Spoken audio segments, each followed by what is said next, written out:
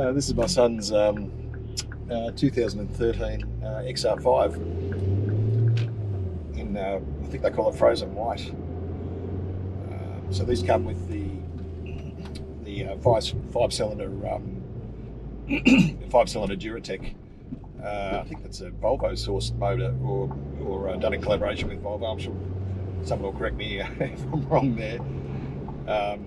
This car has got 246,000 kilometres on it, so it's no spring chicken. As I said, it's 2013, but you know, it still stacks up in my book. It's push button start. It's got plenty of power. It's got exhaust. Gives off a few pops and bangs. That's some aftermarket exhaust work that's been done there.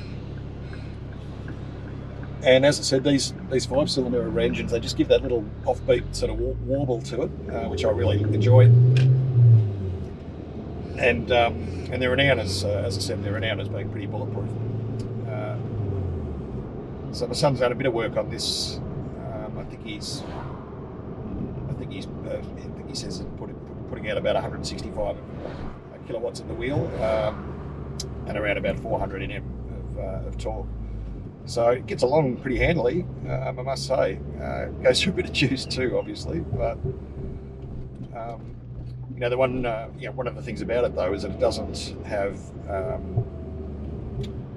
doesn't have any of your electronic or mechanical limited slip diff. So there's always going to be a limitation with this front wheel drive in terms of how much power you're actually able to put down onto the ground. But gee, it runs really smoothly. It's just burbles along, and it's a nice little car. 2013, as I said, it's got 246,000 k on the clock. Still feels strong.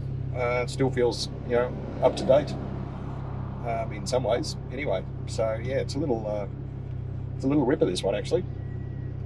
My son's put leathers. He didn't put, actually. The previous owner put leather seats in this with the XR5 turbo. Stitching, etc. Pretty comfortable car. So, you know, these aren't cheap on the fuel. You know, they're a performance five-cylinder turbo, and but nonetheless, they go pretty good.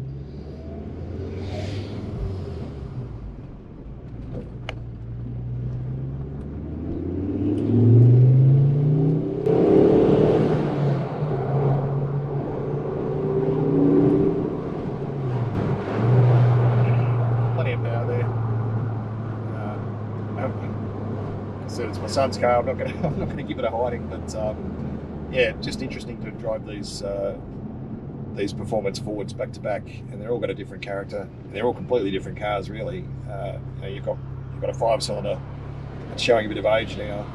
You've got mine that's a three-cylinder. It's pretty new. My sister who's got the RS,